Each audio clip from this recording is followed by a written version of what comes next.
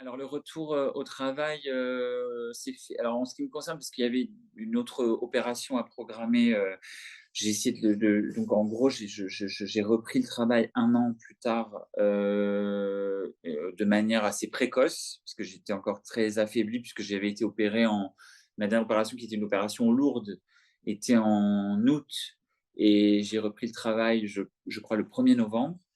J'ai été très faible, donc j'étais en mi-temps thérapeutique. Reprendre le travail, en plus, moi, je faisais un travail où j'étais, le plus souvent debout, à beaucoup marcher. Donc ça a été très, très fatigant pour moi. J'ai beaucoup de difficultés, je dirais, à me remettre dans une énergie de normale alors que ma convalescence avait été très longue, donc ça a été assez difficile, mais encore une fois, c'est tous les jours, c'est une victoire supplémentaire sur la veille, donc il y a un côté difficile mais toujours encourageant de se voir, progresser, faire des efforts jusqu'à tenir, 8 heures, d'une journée de travail, tout ça extrêmement encourageant, quelles que soient les difficultés qu'on rencontre. Je pense que les moments les pires, c'est les moments où on avait où j'ai enfin, en ce qui me concerne, des moments de fatigue où tout d'un coup, j'avais moins de force que d'habitude et me donner l'impression parfois de régresser.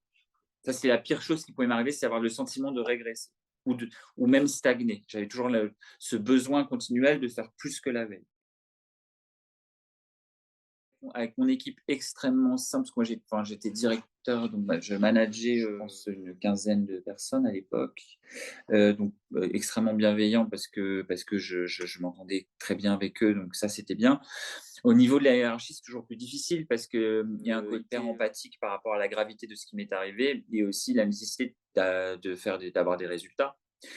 Donc avoir une personne qui revient avec un poste à responsabilité, et qui n'est pas au maximum de ses capacités, ça peut être énervant, même si, quand on est au minimum de ses capacités, on peut être aussi meilleur que quelqu'un qui est au maximum de ses capacités.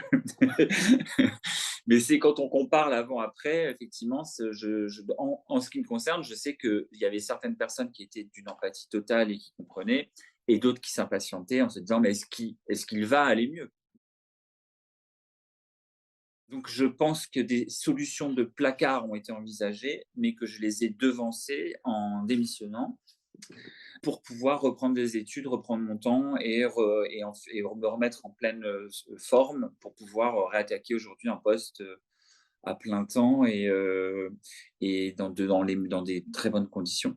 Mais, c'est vrai que c'est pas facile pour une entreprise, d'accepter, de comprendre, quelqu'un qui est passé par là. Et la vie est belle aujourd'hui.